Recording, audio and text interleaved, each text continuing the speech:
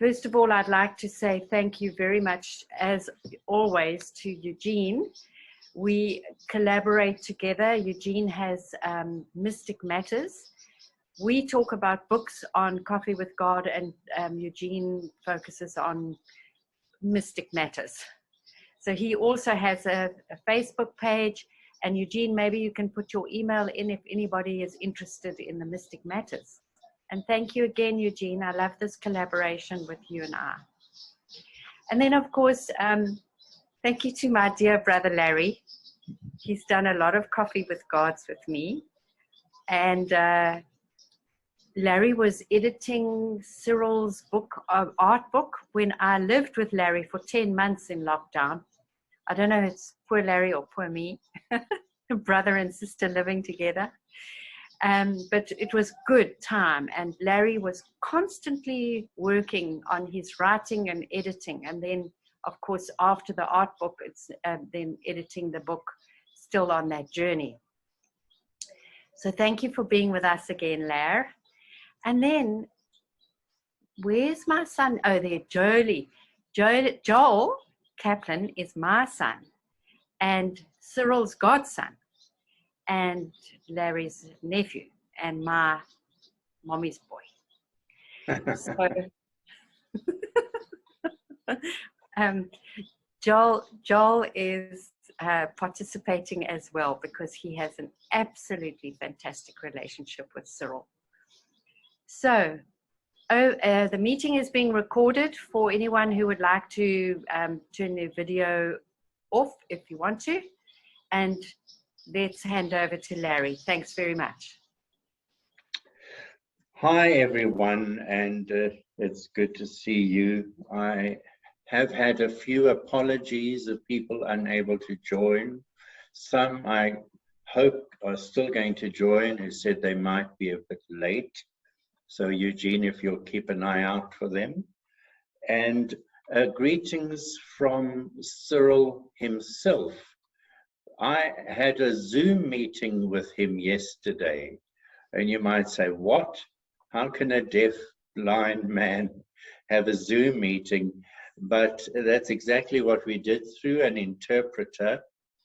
And what was so amazing was the ability for me to spell on my hand the letters where there was something that Hester couldn't lip read me because she lip reads and then signs to Cyril, and then he talks to me, and then I talk to her while she's lip reading. But I could say, you know, I could give her the sign on my hand if she couldn't pick up, say, a technical name or something, because it was a rather theological discussion. And poor Hester was completely at sea as Cyril was trying to articulate his tightrope walk, as he calls it, between Judaism and Christianity, his tightrope walk. So he sends greetings to everyone. He doesn't have an interpreter at the weekends or a guide, otherwise he would have joined us. But if ever one day we can get some people who'd be interested, say at 3 p.m. South African time, he'd be happy to have a little Zoom meeting for those who would be interested. So let's get straight to the book. Still on that journey. The front cover shows Cyril overlooking Machu Picchu in Peru. Now, just to give a little background and why the title is still on that journey.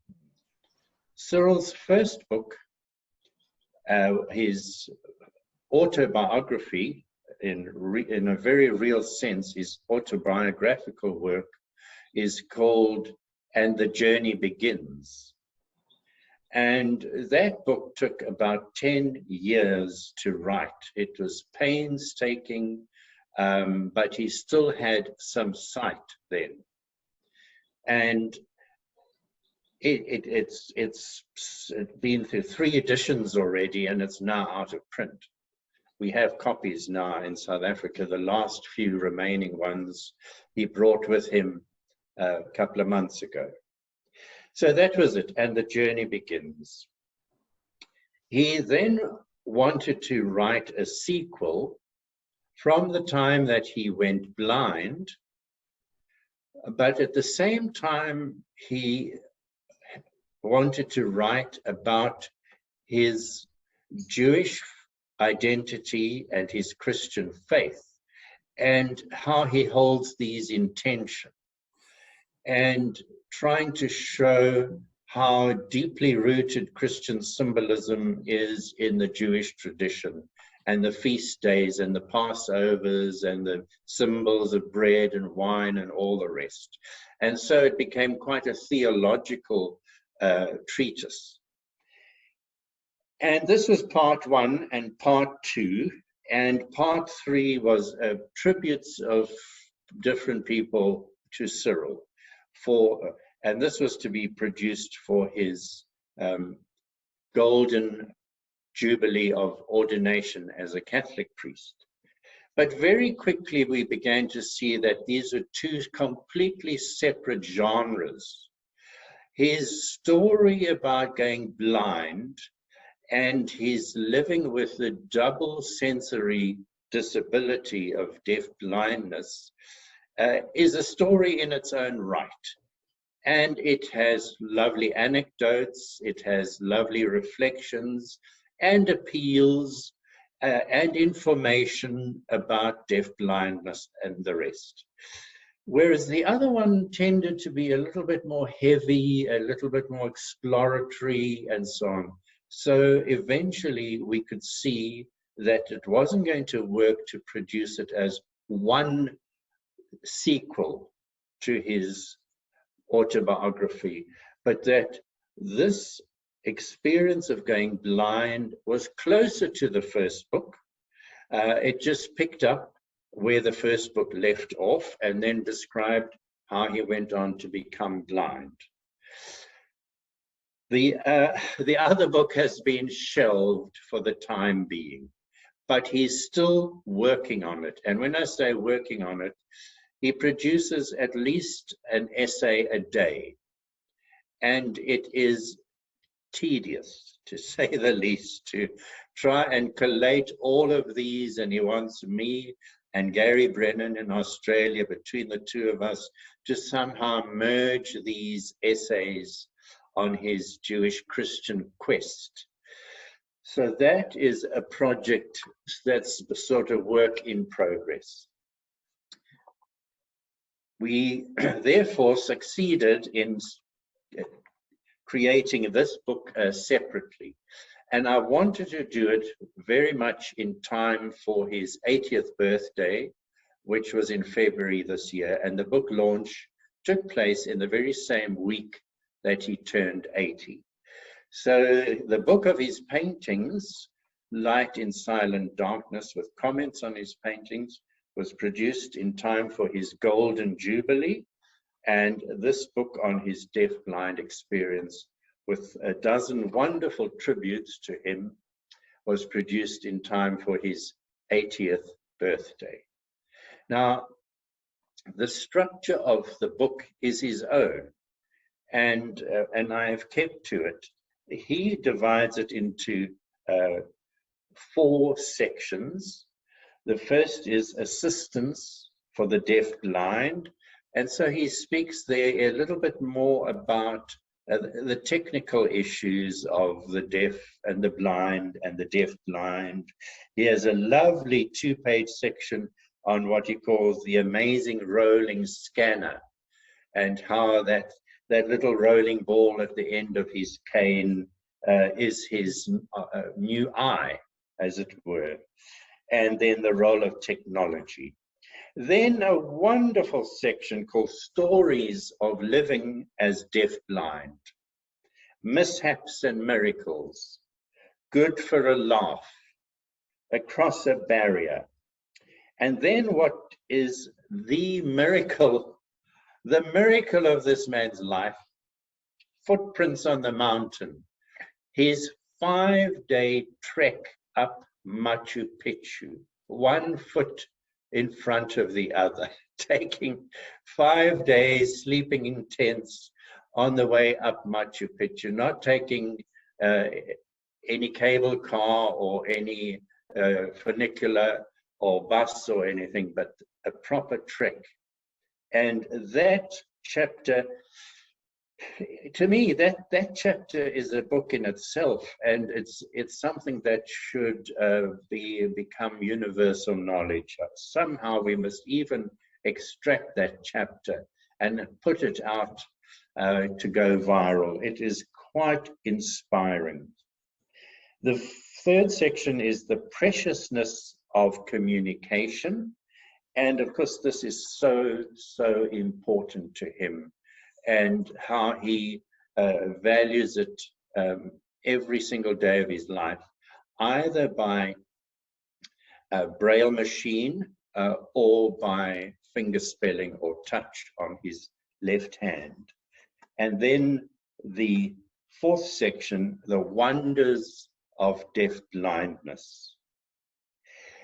And this section begins with what I have known since 1974, so it's going on 48 years, how I have known Cyril, key to his personal spirituality and his personal self-awareness and being is acceptance. He keeps saying this over and over and over again. Accept yourself. Accept your disability. Accept your mood. It's almost like the welcoming prayer. Just whatever comes to you, you welcome it.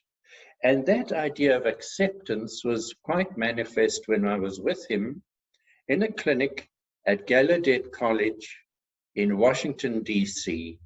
in 1980-81.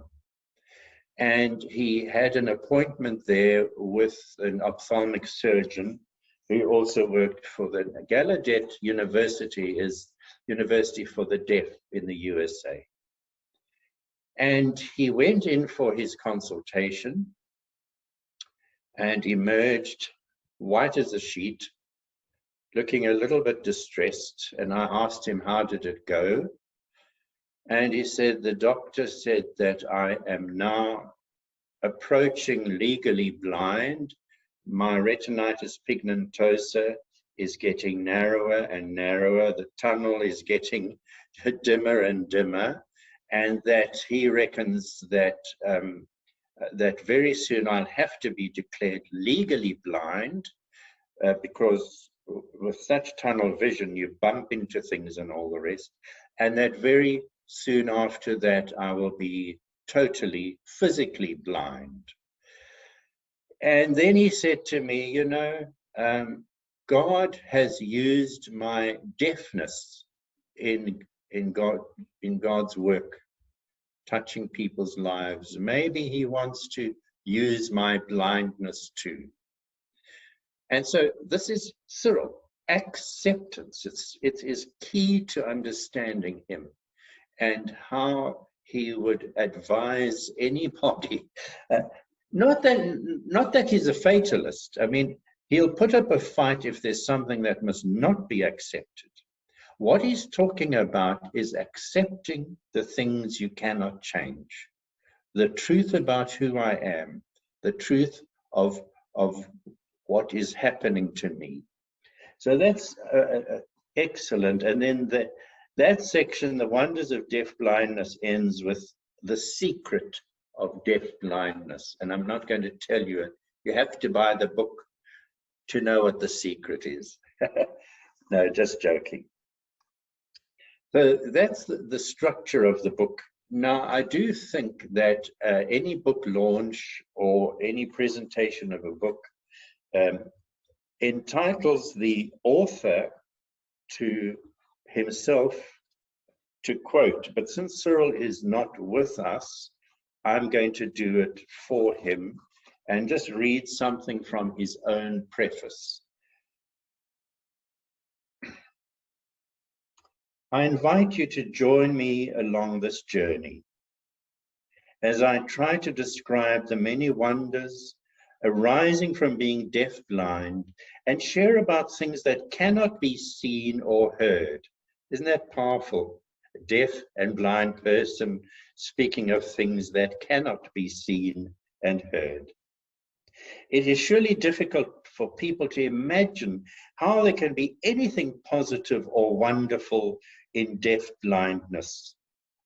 I hope through this book to give readers a glimpse into what the physical condition of being deafblind must be like. In doing so, one of my main aims is to help people overcome their fears of dealing with deafblind people like me. I also believe that there can be wonders in deafblindness. I hope that showing what I have achieved in the years since I became totally blind may be a source of hope, confidence, and comfort for others. So very beautiful, very powerful, and very encouraging. And then, if I may quote just the one, and you've had it in the invite, but this from my own preface as the editor of the book, because it's about journey, it's about walking the road with Cyril. So I've used that imagery in this paragraph of my preface. As you read the book, you will find yourself walking alongside Cyril on his journey, laughing with him, crying with him, asking him questions, or just listening to him. You will trip up in disbelief as you read about his achievement of climbing Machu Picchu in Peru as a deaf-blind person. You will stumble at some of the challenges he has had to face, and you will skip with delight at his humorous descriptions of certain incidents. Moreover, you will take to heart his appeal for greater understanding of and support for disabled persons like himself, not for pity's sake, but for friendship's sake. And so I hand over to one of his best friends, without a doubt. Joel, over to you. Thank you, Larry.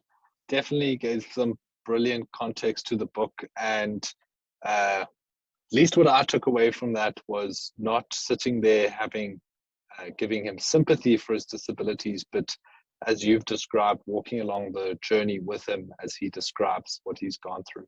So in relation to where I'm going to speak from is my relationship towards Cyril and vice versa, but then also bringing in Deepak Chopra and 2 chapters from his book. So if I may just open up by saying, the source of all creation is pure consciousness, pure potentiality seeking expression from the unmanifest to manifest. And when we realize that our true self is one of pure potentiality, we align with the power that manifests everything into the universe. And I thought that was quite powerful in terms of Cyril, because often we talk about this idea of getting into a meditative state or a state of prayer to be able to create the better versions of our lives in the future and what we desire and how we feel about the challenge, or at least I do in society, and there's breathing techniques and there's everything else that goes around it. And I argue to some extent that Cyril is almost constantly in a meditative state if he's not being interacted with, i.e. his attention's being taken away from a conversation, or if he's writing or painting. But when you watch him just sitting and relaxing, whether it's waiting for lunch or tea or for dinner, you can see that he's quite deep in thought. And just before this Zoom meeting, I was having a chat with Larry about 2 different types of imaginations that humans have. We have a synthetic imagination, which is a culmination of the things we see visually or things that we hear or ideas that we read, and we sometimes connect dots and then create our own versions of new ideas. And then you've got your creative imagination, which a lot of poets, musicians, artists have to rely on to be able to create new, unique pieces of work to share with the world. And Cyril seems to have this ability to harness his power of his mind, for want of a better word, to be able to deliver and serve people as a community and as a whole. So he's not walking around this earth as a person that just has to ride a gravy train of sympathy or people feeling sorry for him. He's really gone through this process or journey, as it's described, as someone that wants to create more for others, someone that wants to add value to society and not just pity himself. Which brings me to a second law, which comes from Deepak Chopra, which is everyone has a purpose in life. This is the law of Dharma, a unique gift or special talent to give to others. And when we blend this unique talent with service to others, we experience the ecstasy and exhalation of our own spirit, which is the ultimate goal of goals. And if you look at how Cyril behaves on a day-to-day basis or weekly basis, monthly basis, he's constantly been in service to others. People, when they often engage him, yes, they discuss his ailments or his problems that or challenges he's got to face, but often, and Larry can correct me if I'm wrong, people dump on him to look for advice or seek some sort of wisdom. And yet he's constantly maintained this ability to go through life just constantly giving, and adding value. And yeah, I think just as a final concluding point, and this is a challenge I have in my life around, I like making videos as a hobby. And I've got these nice microphones that can pick up my voice. And the one problem with having the nice microphones is having a completely silent environment. I'm also quite sensitive to a lot of noise, don't like a lot of noise in shopping centers or whatever the case is. And finding silence, I've now taken huge gratitude into. I've driven out to some farmlands or country lands today where instead of being in the city with the sounds of trains, cars, computers, music, coffee machines, etc., when you do get that opportunity to find silence, I genuinely take a lot of gratitude out of it. So I've always wondered what it must be like for Cyril to constantly live in a state of silence. I don't know if that has the adverse effect of what I've got, but it's a space where having that silence and zero distractions allows you, and coming back to my original point, is to manifest the unmanifest into the world.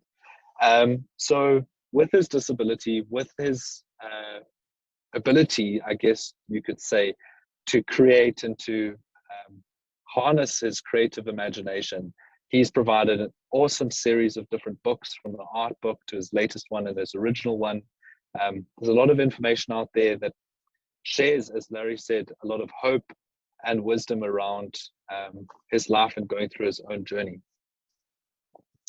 As a final cool point, Larry asked me to share it. I wasn't originally going to, but I posted a TikTok video with Cyril where before the video, I had to explain to him that we were about to create a video. So I would hold his hands and I'd say, you and I are going to make a video, so like a movie. And I wanted to ask him a couple of questions, and I cut together the one question, and I want to show you the video. If it doesn't work nicely, I'm sorry, but I'm going to share my screen. Please, can someone confirm they can see the screen and it's working nicely? You can see it. Amazing. See, not yet. What do you want to tell the world?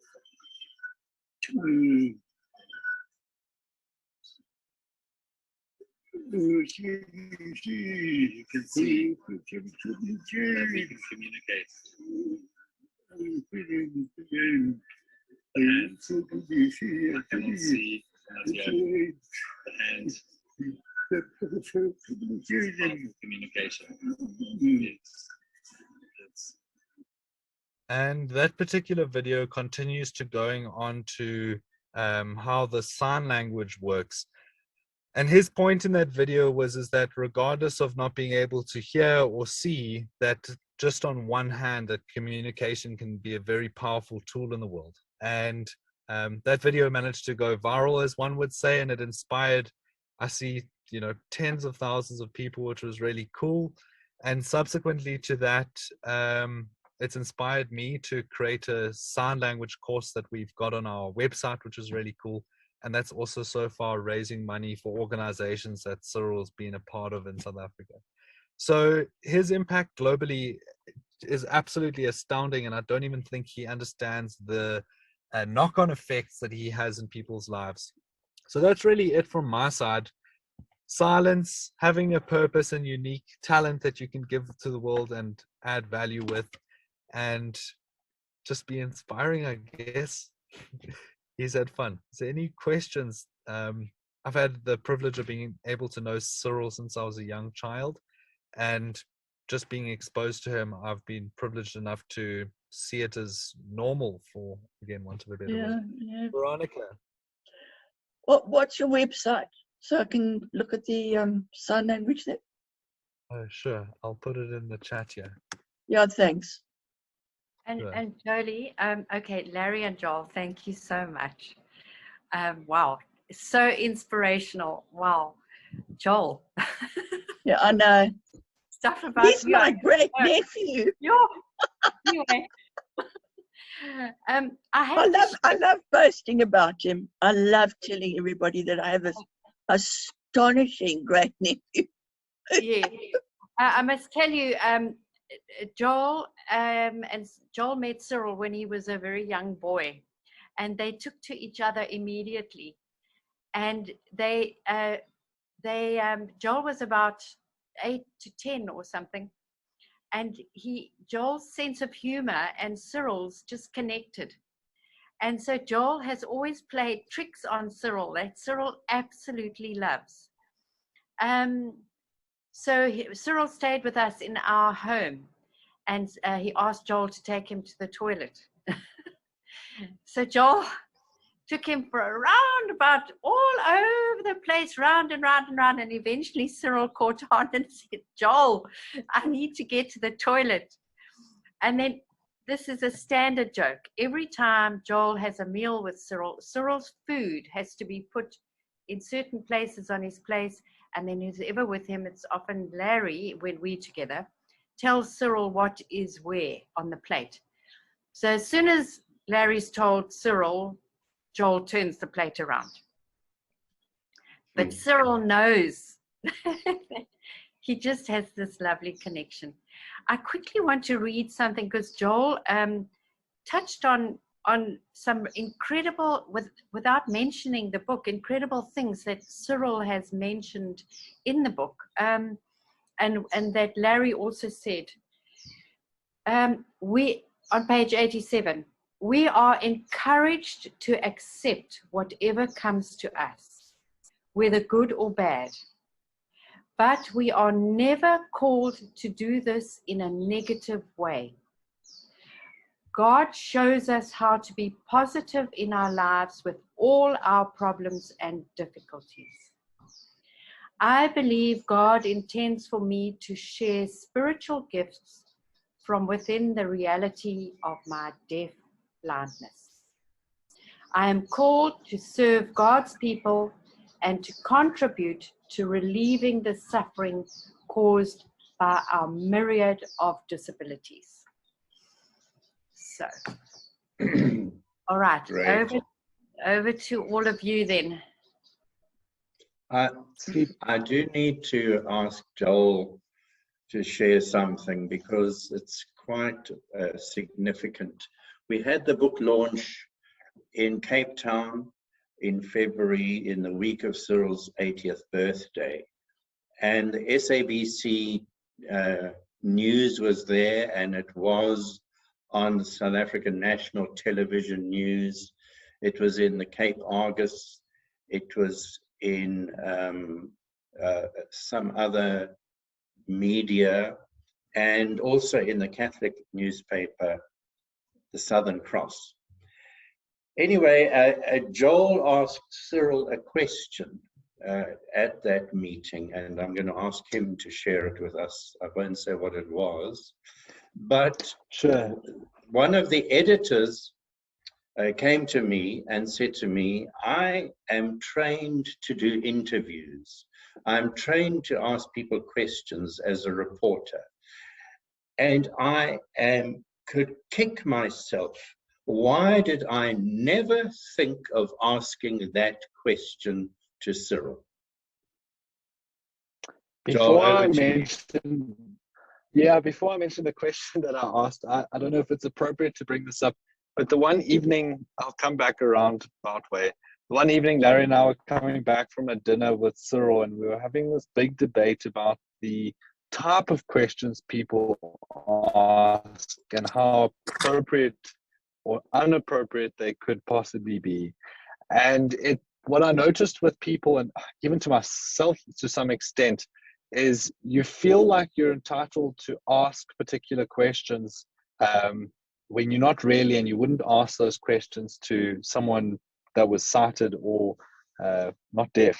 So some more extreme questions. And the one thing that we'd comment on was that some people ended up, Larry, I hope you don't mind me saying this, but almost treating him like a circus act to some extent. And I think there's this like very blurred line. However, I argue that it's great that people feel comfortable enough to ask him certain questions that would not deem to be more appropriate. I think it comes from a space of curiosity. But anyways, the question I asked him is that during his eyesight being diminished what was one of the last things that he remembers seeing? And his answer is that there was the one evening he was by himself, and he felt that, the following day there would be no more sight, and he lit a candle to slowly but surely watch the candle fade away into nothingness.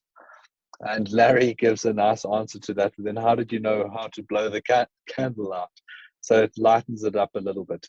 But I think the concept of using light to watch it dissipate away was quite extreme for the audience.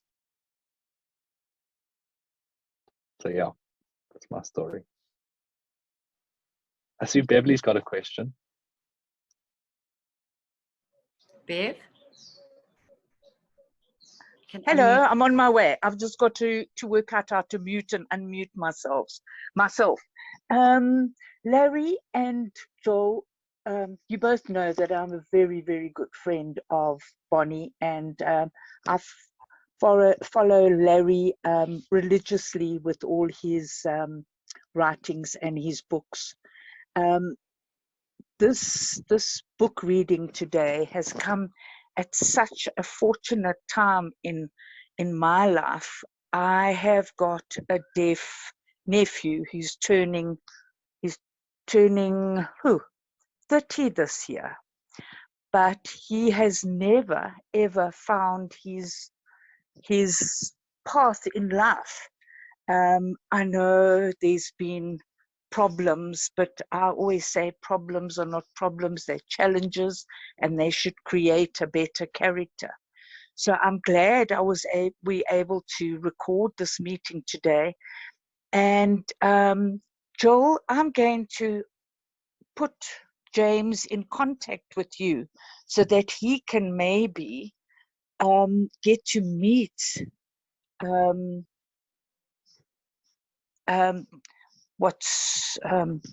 I've forgotten his name. Can you believe it? To meet him. James lives in London, and as I say, he's always been on this path of nothingness. He coached table tennis in the Philippines for a year, and he thoroughly enjoyed working with deaf people. But he hasn't just been able to find his own path. I was hoping that he was going to join our meeting today. He has a cochlear implant which he doesn't use properly. Joel, you are so right. He lives in a world of silence. Luckily, he has his sight and is able to communicate, especially with all the wonderful technology that we have today. But when he was born 30 years ago, there was nothing. And I even learned sign language to be able to speak to him. Anyway, I gave that up as a bad job because there's so many different dialects of sign language, and he's pretty good at lip reading. So thank you very much to Bonnie and Eugene and everybody who does these wonderful coffee with gods on a Saturday afternoon. Love to you all. Can I And come Bev? in? No, Yeah. Bev asked a question, so about... Yeah, can I come and answer it as well, if you don't mind, after Joel? About the helping someone with deafness. Okay, Jolie, answer the question of Bev, can you? Yeah. Or Correct me Joel? if I'm wrong, the question was about meeting your nephew, meeting Cyril. I think Mary would be best to help coordinate with that, Yeah. with Hester. I don't know how that works. Yeah, I think it's very easy. It's just a question of setting up some things. So I would have to clear it with Cyril first, Yeah. and then he would have to make sure that it's when one of his comm guides is present. He lives in Camden.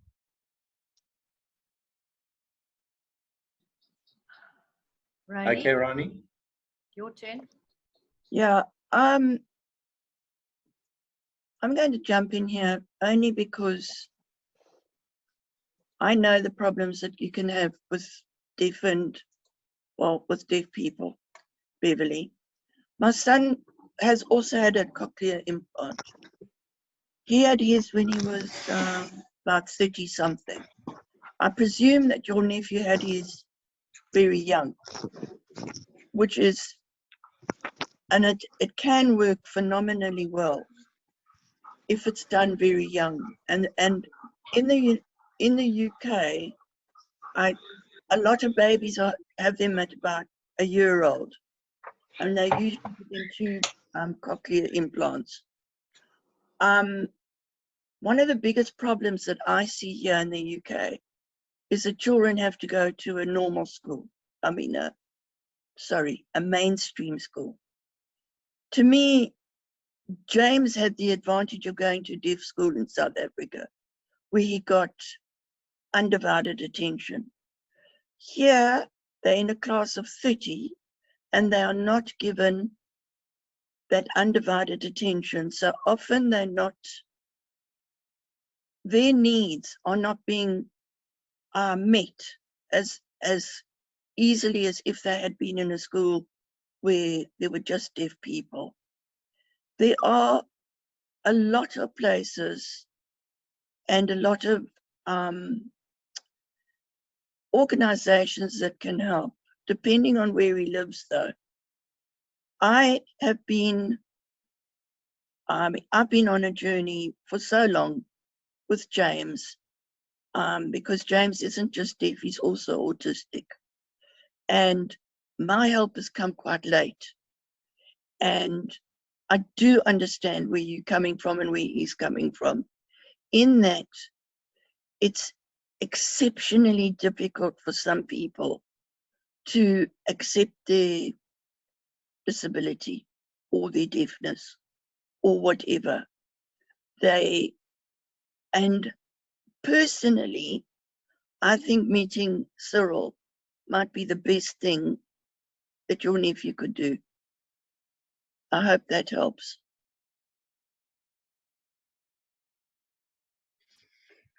Yeah, that's great. I think that we should really try to set that up. And there's been a bit of a breakthrough for Cyril recently, because in the Catholic Church, he no longer is called on as a chaplain or any ministry to deaf or blind people. Even though, I mean, he's past retirement age, but he would still have liked to have been available. But recently, some social service in London to do with Deafblind have found him, got hold of him, and brought him there. And because there was one particular person that nobody could get through to. And Cyril went there with Hester, And from what I gather, this person completely melted. All the barriers broke down, and Cyrils had a major breakthrough with this particular person. You have to say patient, because the person is actually very ill, and mentally and physically. So they've asked Cyril now to keep coming back to this center, this place of special caring for deafblind people.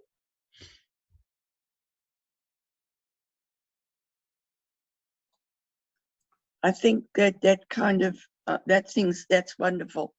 I think it's the best news I've heard, because for so long he's been kind of just pushed to one side, whereas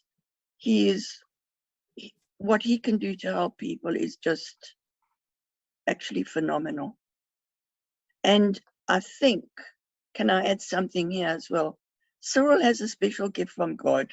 He became a therapist, and he works with essential oils and does massage.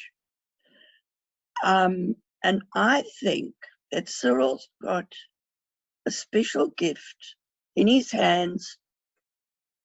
I mean, I might be completely out here but Cyril has got a gift that very, very few people have, which is just by being with someone, he can actually help their healing. I know it's happened in my life, and I know it happened in James's life. So, you know, I'm completely in awe of what Cyril can do.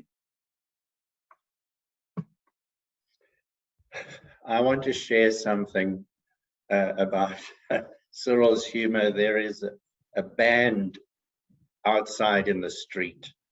You probably can't hear it because I've got all the windows closed, but it's driving me mad. The windows are actually rattling with the drums, and the band up the road. Now, reminds me of another situation where I was on a plane with Cyril, and it was a rugby team had just won, and the supporters were on the same plane. So the noise on the plane was horrendous, to say nothing of the large jet engines of those very old DC-9s.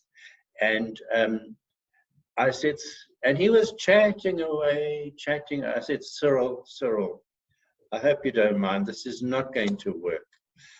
The noise is just too much, and I've got a headache, and I can't even hear what you're trying to say. And he looked at me and he said, poor you.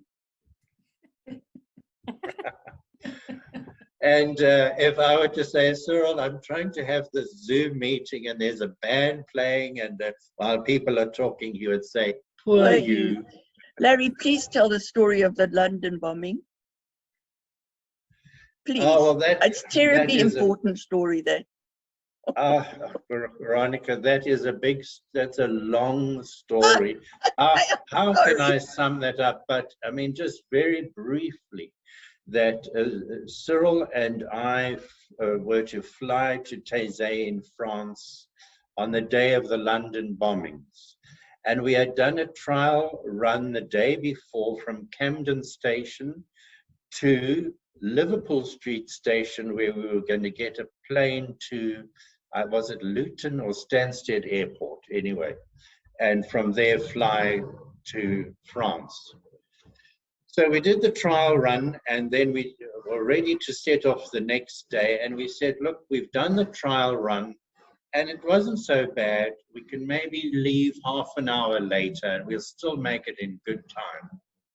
That could have saved our lives for all we know, because we may very well have been on the train on the same line to the same Liverpool Street Station or via King's Cross. I can't remember. Yeah, we were going to change at King's Cross, that's right. And we would have been on that same train or stuck in that tunnel in a subsequent train. So but we didn't know what was going on, so we were sent out of the tube station, and we said, let's get a bus. And the bus was fine, and okay, we'll get a bus. We've got plenty of time, and we'll take a bus. And then the next thing, the bus was stopped and told to turn around. And Cyril was saying, what's going on? I said, I started writing, and I was going to say, there is a bomb scare. But I got as far as there is a bomb. And of course he said, where? I said, no, let me finish. I said, there's a bomb scare in London, and all the traffic has been to be stopped. And he said, oh, well, sometimes it pays to be deaf and blind, that, you know, I'm not so, I can be more relaxed about, well, poor you going through all of this now, take me home.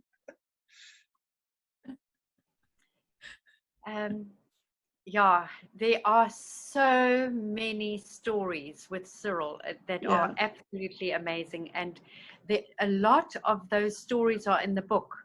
And Cyril also tells his own stories about when he's going somewhere or doing something, and his imagination helps him to know where he is.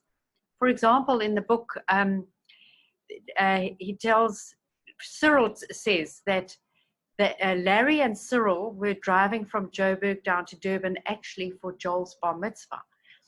And they were driving down Van Rienen's Pass. And Cyril said to Larry, we are going down Van Rienen's Pass. And Larry says, how on earth do you know that? You can't see and you can't hear. And Cyril says, but I can remember the movement of the car. I know we're going down. And he talks about these lovely things in the book. There's a part here that's quite important in light of what we've been speaking about, and in light of also what Joel sort of touched on as well. Page 77.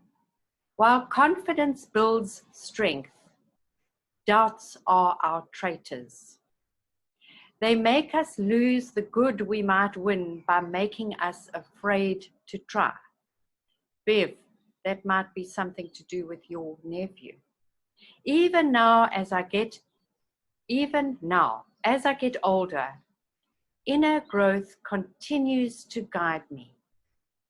And then the next chapter, inner growth helps me to accept the limitations of my life without grumbling, and to find other areas in which I can be productive. And that's the heading of that chapter is inner growth. And then the other chapters with little anecdotal funny stories and the preciousness of communication and all that. So it's anybody else would like to contribute something. There's been very robust. Eleanor. Yeah, thanks. I've just been so touched by, well, I think it started, Larry, you were saying that one of the big things about Cyril is his acceptance. And such a, you know, what an amazing lesson to learn from someone. And I think that well, I don't think, it clearly applies not just to, traditional disabilities, but, well, I don't know, I keep thinking that really, I think it's so arrogant of people without the so-called disabilities to say that we don't have disabilities. So I think that's a ridiculous thing. We all have disabilities of sorts and abilities. And I think it's such a blessing for when those who have what we traditionally see as disabilities sort of share so graciously with us, because it's almost as if, that in an exaggerated form, they have maybe had to learn lessons that all of us really should learn. And I think acceptance is one of those. We've all got to, it is the basis of making any progress in life, is to accept where we are and accept what we can't change. Absolutely, I agree with Cyril that, there's some things we need to change, but where we can't change it, to accept it is a huge thing. And I've just been reflecting on the sort of the naming someone as disabled, and just to graciously accept where we all are disabled, and learn the lessons that people have had to learn. Anyway, thanks. Thanks, Eleanor. I had a boyfriend also with retinitis pigmentosa and quite deaf, and I learned a lot from him, and he didn't like to be labeled as disabled. He didn't like it at all. He was deaf, but he could sing like Frank Sinatra. Carry on, La. Is Erna, do you have your hand up? Yes, good afternoon. I am Erna from Pretoria, and I'm the coordinator of a project in the South African church community to raise awareness for the inclusion and participation of persons with disabilities in churches. And Larry, I have met you together with Elizabeth some years ago. You will not remember that, but that was a real moment for me to meet you and Cyril. And now I've read all 3 books of Cyril, and this last one is just, I still can't get over it, that he walked Machu Picchu, that he walked that Inca trail. I've been there myself. I walked that trail and I suffered. So that this man has the mind of doing these things is just mind boggling. However, my point that I would like to bring across, Larry, is that these past weeks I'm busy preparing to write you a letter to set up something that we have a interview with Cyril for the South African churches, that we can put it on our website and our Facebook page and so on.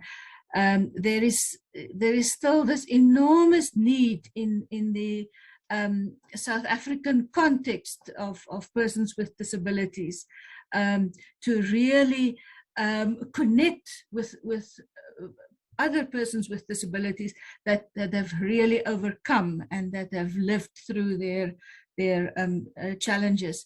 So I'm so grateful to hear that Cyril is still open to be of service, and well, it is actually typical of him, as I know him from his books. So just thank you. I just wanted to share that there is still these opportunities, and also the vast need in the community of persons with disabilities. Thank you. Great. I look forward to hearing from you, and I know we can do something. Wonderful. There's a miracle of communication when it comes to Cyril. We can all link up, and you'd be surprised how we will achieve that communication. Fantastic. For your, yeah, let's do it. Yeah. Thank you. Thank you, Erna, and lovely to meet you. Pleased to meet you. Thank you. And I hope you join future Coffee with Gods. Thank you. I will support my friend Elizabeth next time. Okay. Good. Anybody else want to contribute something? Can I have one last word? One. Joel's on board today. I have a huge problem with Zoom. Do you realize that there are no deaf people on this with us? Do you know why? Because there are no subtitles that come up on Zoom for them, whereas Google have already made a program where they can participate in meetings. Now Joel might tell me that I'm looking in the wrong place and that other people don't know what they're doing, which I'll be very grateful for. But to me, it is appalling that I have attended meetings for 2 years on Zoom, and I've never been able to include a deaf person. I mean, James would love to be part of this. Joel? Sorry, it's my big bugbear. You just need to use Google Hangouts for future calls, not Zoom. Thank you. Fantastic. Can you please make a note of that, everybody? Yeah, get rid of Zoom. Okay. You're right, you know. I have a deaf friend that I'm in community with in Soul Carers, and probably that's why she's not here today. And no, exactly. Need to look into that. Okay, we'll have that conversation.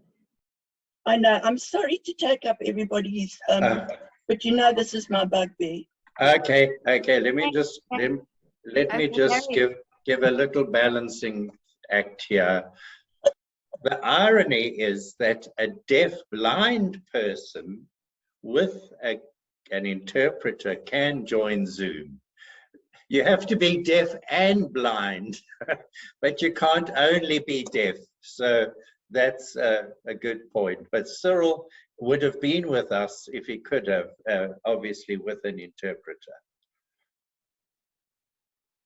And you know what's amazing? We communicate daily by WhatsApp or by email, but he loves a weekly Zoom chat with me. It's ironic. He can't see me and he can't hear me, but somehow he feels there is more conversation through Zoom than there is through email or reading messages on a Braille machine. Eleanor, you have a question? Yes, I wanted to know if you, I think it was Ronnie who was saying something about Cyril maybe being, I'm not sure, maybe I'm interpreting what you're saying, but is there something about, would you find Cyril more sensitive? Either that his, I think Ronnie was mentioning his hands being really actually more sensitive. And do you find that his consciousness is, you know, does he pick up on, I don't know, an aura or a I don't know, things that can't be seen and heard? Does he have a sensitivity to that? That again, maybe we could all try to develop, but it would be interesting to know if he has sort of been forced to develop that. He certainly does have that sixth sense. And there is a couple here participating in this. I was hoping they would share themselves, Jerry and Richard Street. Richard Street was my Standard 3 teacher.